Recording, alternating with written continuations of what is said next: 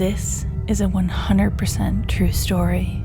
It all started when I moved in with my sister at her new house. I was given the smallest room, but it had a small half door on the wall that I figured was for storage or something.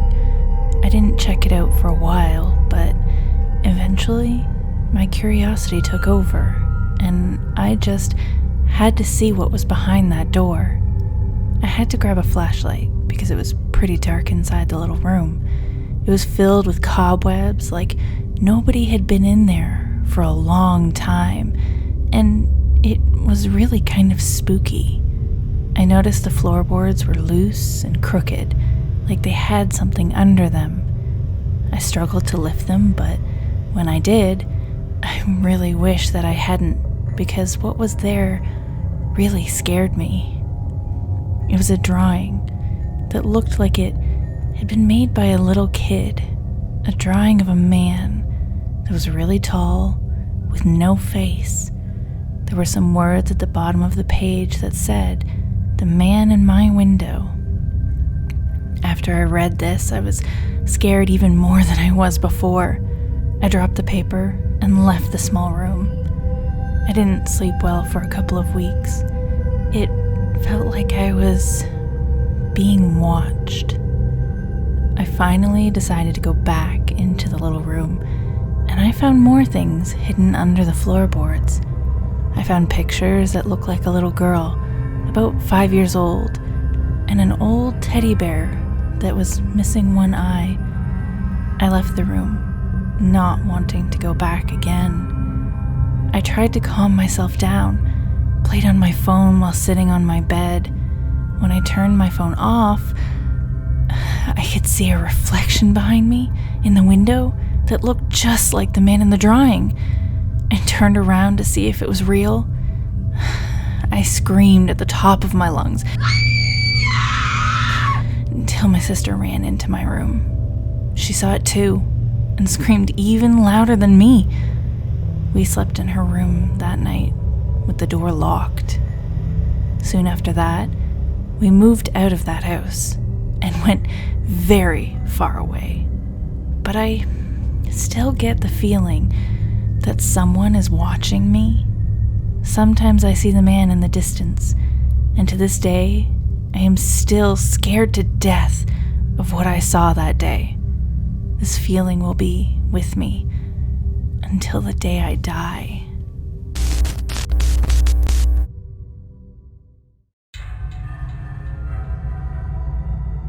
I moved into a new apartment a few months ago, right towards the end of summer.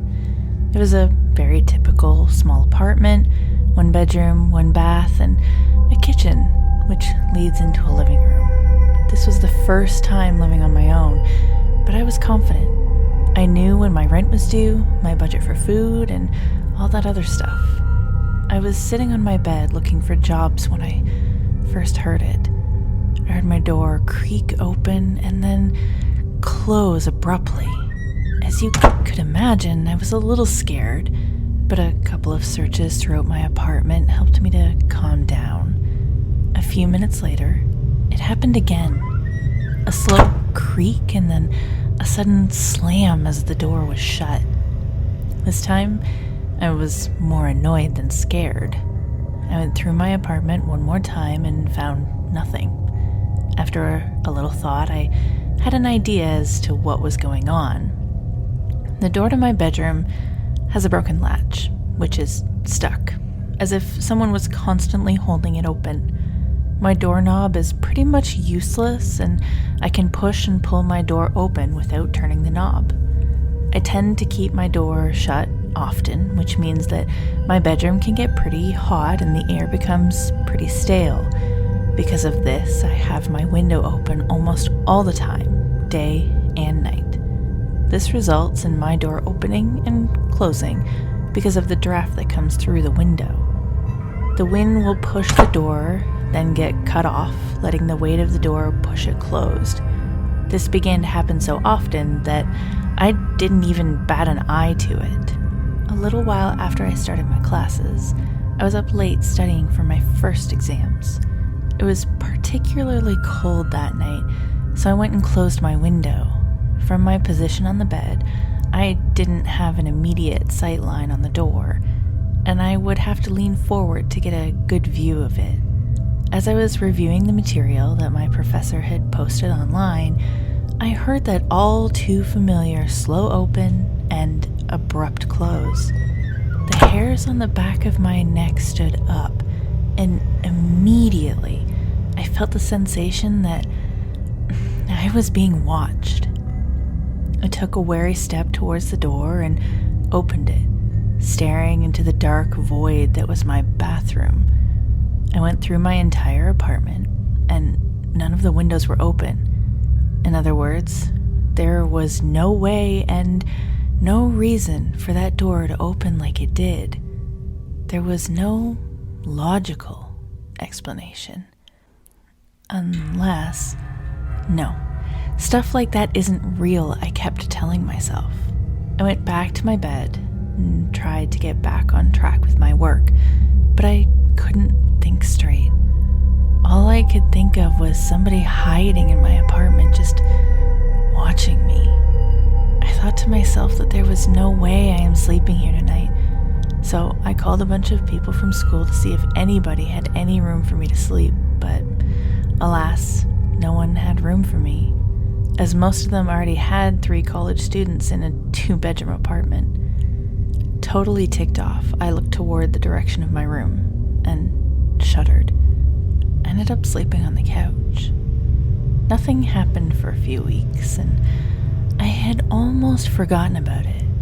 Then one night at about 2 a.m., I suddenly shot up, wide awake. I had no nightmares or bad dreams, but I was awake for some reason. I had closed the window before I went to sleep due to the cold weather. I sat there, just listening in dead silence. The only noise was the blood pumping through my ears. When I finally laid back down, I heard the door creak open. It didn't close. I leaned forward to get a better view of the door, and I screamed. Looking back, there were 2 eyes, equally bloodshot, as if they had been crying. The pupils were as black as the darkness that surrounded them. I sat there, paralyzed. I saw a hand, which looked like it was manifested from the darkness, resting on the door. The skin was wrinkled and hung loose from the bone. Its fingers were long and thin, and its nails were like daggers attached to the end of its fingers. It rhythmically tapped its fingers on the wood, still staring. Its eyes were upturned as if it were smiling at me, yet I did not see any mouth. I was beyond horrified. All I could do was watch as it waded into the room, moving awkwardly as if it had just grown these limbs and was testing them out. It came to a stop at the foot of my bed. It looked as if this figure had been built from wire, elongated beyond proportion. I could see its ribs poking through its skin, begging to be freed from its rib cage. It was almost as tall as my room, easily being over 10 feet tall. It raised its impossibly thin arm and pointed at me. I heard one word: leave. I didn't have to be told twice. I bolted out of bed and ran past it towards my front door. It felt as though I ran for 100 miles, and it felt like an eternity. But I did reach the front door, swiftly grabbed my keys and sprinted out. Before I left, I took one look back. The figure seemed to be smiling, staring at me as I ran away. I quickly moved out after that, only returning during the day to pack my stuff and leave. I found another apartment that was a bit more expensive, but I was happy to pay whatever was needed to get out of that place. About a month later, I was working on an English essay, and the news station that was on in the background caught my attention. Recently, a landlord at the redacted apartment buildings has been arrested for the murder of 6 tenants over the course of 3 years. His most recent victim, a young female college student, was reported missing 2 months ago. Her neighbors reported a foul stench coming from her apartment in room 163. 2 police officers showed up on the scene and found the landlord cuddling with the victim's decapitated body. The news showed an image of the landlord and his name. My blood ran cold as I recognized the man as my own landlord from the place I just moved out of. Just then, there was a knock on my door. I walked to it, and on the doormat was a box. I looked left and right down the corridor and saw no one. It's weird. First of all, I didn't order anything. Second, there wasn't a delivery guy anywhere outside. And third of all, how did someone get away so fast without causing any noise? I picked up the box, and attached to it was a small post-it note. See you soon. I opened the box and screamed. Inside the box were a bunch of photos of me, sleeping and laying on my bed, all taken from the vantage point of that creaking door.